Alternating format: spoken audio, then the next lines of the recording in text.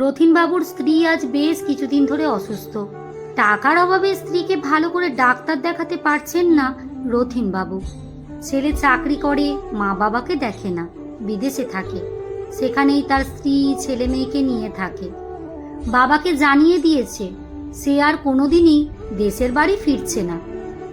রথিনবাবু তাও নিজের ছেলেকে দু একবার ফোন করে টাকা চেয়েছিলেন, কিন্তু রথিনবাবুর ছেলে পরিষ্কার জানিয়ে দিয়েছে বিদেশে থাকতে গেলে অনেক খরচ, তাই তার পক্ষে সম্ভব নয় দেশে মায়ের চিকিৎসার জন্য এত টাকা পাঠানো। তারপরেও রথিনবাবু বেশ কয়েকবার ফোন করেন টাকার জন্য। বারবার ফোন দেখে রথিনবাবুর ছেলে আর ফোন তোলে না। তাই রথিনবাবু আজ খুব অসহায় হয়ে পড়েছেন। রথিনবাবু পেশায় ছিলেন শিক্ষক। যত টাকা উপার্জন করেছেন সব টাকায় ছেলেকে ভালোভাবে পড়াশোনা করানো, তার সমস্ত শখ-আহ্লাদ পূরণ করাতে এবং ছেলেকে বিদেশ পাঠানোতে শেষ করে দিয়েছেন।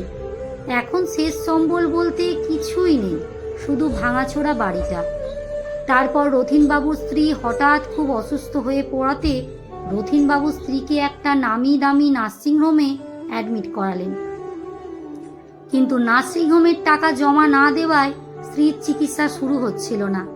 নার্সিংহোমের স্টাফরা রথিনবাবুকে বললেন, আপনি দ্রুত টাকার ব্যবস্থা করুন, আপনার স্ত্রীর অবস্থা খুব একটা ভালো নয়, অপারেশন করাতে হবে।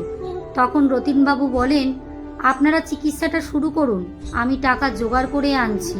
কথা দিচ্ছি আপনাদের একটা টাকাও মার খাবে না। আমাদের এখানে একই রকম রুলস, আগে টাকা জমা করুন, তারপর চিকিৎসা শুরু হবে।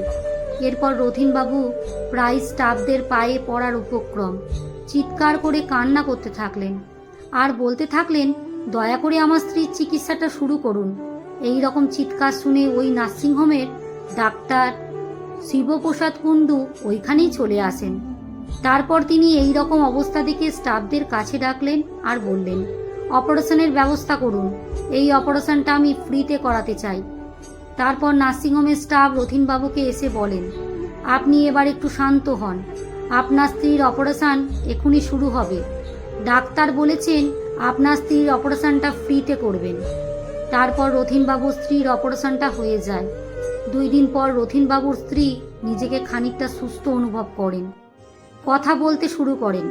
তখন রথিনবাবু নার্সিংহোমের স্টাফকে বলেন, যে ডাক্তার আমার স্ত্রীর ফ্রিতে চিকিৎসা করাচ্ছেন, আমি সেই ডাক্তারের সঙ্গে একটু দেখা করতে চাই। সেই মতো রথিনবাবু ডক্টর শিবপ্রসাদ কুণ্ডুর কাছে দেখা করতে যান।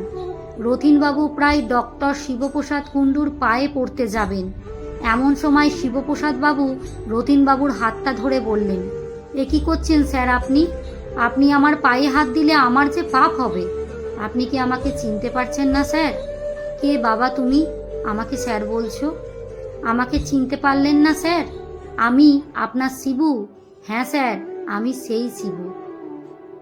আপনি যদি সেই সময়ে আমার পরীক্ষার টাকাটা না দিতেন, তাহলে আজ হয়তো আমি এই জায়গাতে আসতে পারতাম না। তাই চেষ্টা করেছি আপনার ঋণ যদি একটু হলেও শোধ করা যায়।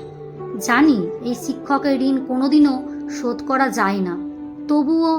এমন কথা শুনে রথিনবাবু শিবুকে বুকে জড়িয়ে ধরলেন। আসলে মা বাবার পরে যদি কেউ আপনার ভালো চায়, আমাদের সঠিক পথ দেখায়, তাহলে তিনি হলেন আমাদের শিক্ষক। কলমে সুষমা বাগ প্রধান, পাঠে অঞ্জু বিশ্বাস।